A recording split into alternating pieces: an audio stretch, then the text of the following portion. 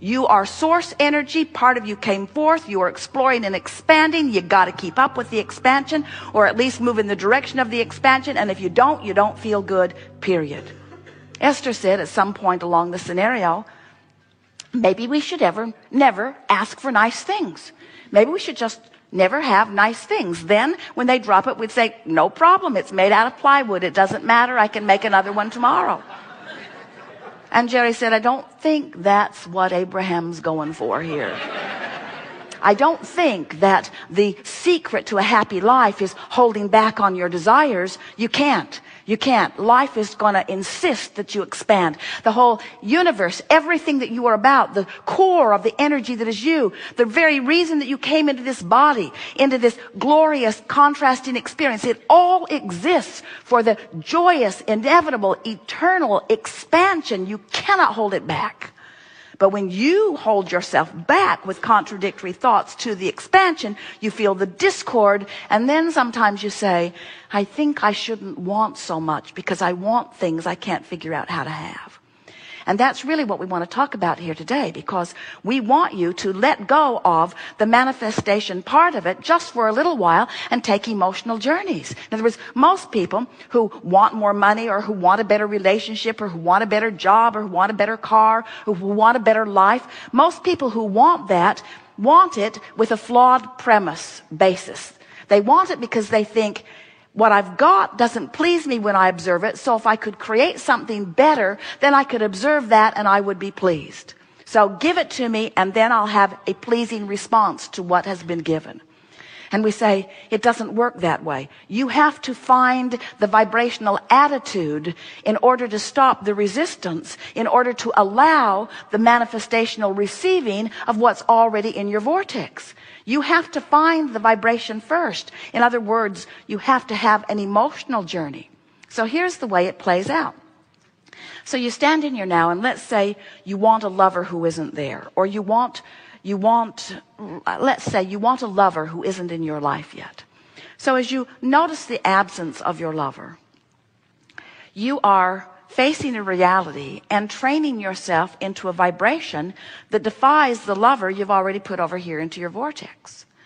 So you can't feel or have the manifestation until you get into the vortex, until you stop the resistance that raises the vibration that allows the manifestation of it. So sometimes you say, well, if I could just see my lover, or hear my lover, or smell my lover, or taste my lover, or feel my lover, if I could have the physical experience of my lover, that would be so nice. And we say, yes, and that's one of the things that makes this manifested life so delicious. In other words, it is so lovely to be able to explore life through your physical senses. We get that. We understand why you want that. We want that for you too. But here is the important thing to understand about this vortex. This vortex is vibrational. And the vortex, as you stand outside of it, is not a place that you can see yet, or hear yet, or smell yet, or taste yet, or touch yet, because it has not evolved vibrationally to the point of that revelation to you. But it has something that you can feel. The key to your vortex is the way you feel. So as you think about your lover and you feel the elation of that, you are offering no resistance. As you think about the absence of your lover and you feel that discord, that means you are discordant to your vortex. Do you hear what we're getting at? In other words, the key to your vortex is the emotion. You can feel your way into your vortex. You feel your way in. You feel your way in. But if you need to see it and smell it and hear it and taste it and touch it before you allow yourself to feel better, you slow yourself way down. And that's where the word expectation comes in. If you can train yourself to positive expectation, to feeling good without needing the manifestation first, now you are the creator that you were born to be. Using the power of your mind and the glorious benefit of your emotional guidance system to figure out that relationship between the two vibrational aspects of you. Because who you are in this vortex is a huge vibrational rhythm. And who you are in your physical body is also a vibrational rhythm. And when doubt meets desire, it doesn't meet very well, and you feel disappointment. When desire meets hope, you're right on the edge of your vortex, and the vortex will take you right in and show you something that will make a believer out of you. Now, we want you to feel this vortex, and we know, talking to physical friends who are used to seeing and hearing and smelling and tasting and touching about this vortex that you can't see and hear and smell and taste and touch, we know it borders on what you want to call fairy tales, but we've seen your other books, and you're good with fairy tales.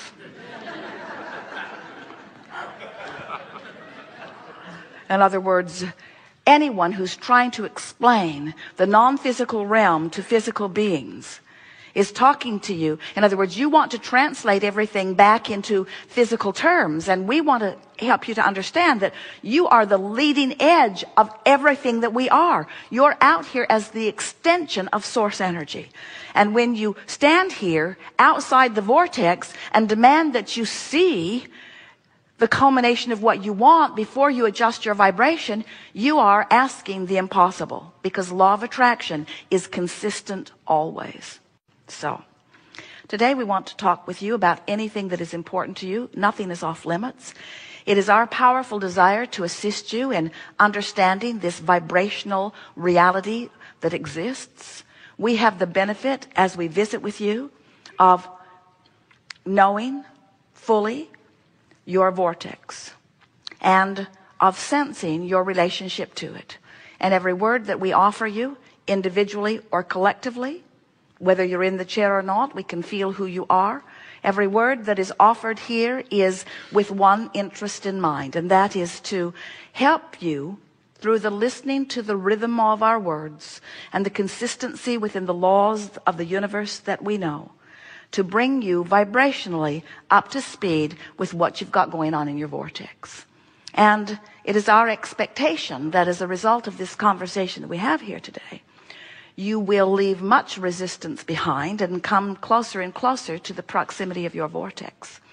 And then in the days that follow, manifestations will be routine for you as a result of the releasing of resistance and the allowing of the alignment.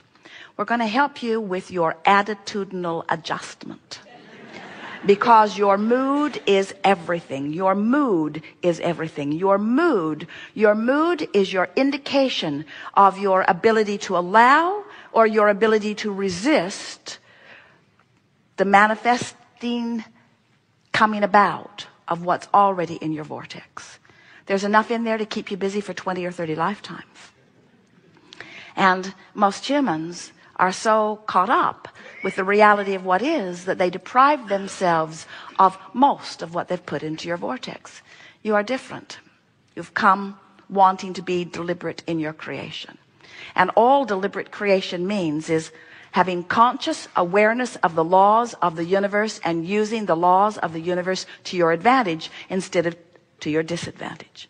What deliberate creation means is being sensitive to the two vibrational aspects. What deliberate creation means is, and it's really what the art of allowing is, the art of allowing myself by releasing resistance, vibrational alignment with the whole of who I've become. It's the coming together with you. Oh, you'll get there when you croak, but why wait?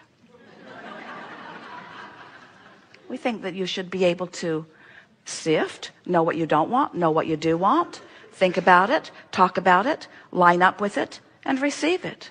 And then know what you don't want, know what you do want, turn in the direction of it, think about it, teach yourself the vibration of it, let it manifest. In other words, that's the way creation works. You just have to be a more selective sifter. And you want the criteria that you're using in your sifting to be something other than fact or reality. Esther will say, but it happened, but it's real, but it's true. And we say, so what, so what, so what? That doesn't mean anything. Reality doesn't mean diddly squat. It's just the bouncing off place to the life you're really living. Do you get that? Haven't you already found out that the things you are creating, once they manifest, you're onto something more? Esther said to Jerry, I sure would like that beautiful new car. Why don't you buy that for me? It would make me happy for the afternoon. And that's about right, isn't it? Because while you still can enjoy and appreciate, where you really, what gets your juices flowing is the expansion and the alignment, and the expansion and the alignment, and the expansion and the alignment. That's the joy of life. And what trips you up and makes you miserable is the expansion and the not going, and the expansion and the not going, and the expansion and the not going. And the thing is, you can't stop the expansion. You're expanding, you're expanding. Deliberate creating means you know you're expanding and you're making an effort to go with it. And when you do, life is full and fast and fun and delicious and invigorating. You feel the passion of your being flowing through you because you feel the fullness of who you are focused in you. To see the world through the eyes of Source, to live in this physical body in sync with the energy of who you are, and feel Source flowing through you, having the conversation in the elevator, having the conversation in the restaurant, having the conversation with your children or grandchildren, having a conversation with your lover. When you are in tune with the Source that is you, and you are letting the whole of you be present in this moment, that is deliberate creation, and that is the art of allowing, and that is who you were born to be, and that's what we want to talk about here today.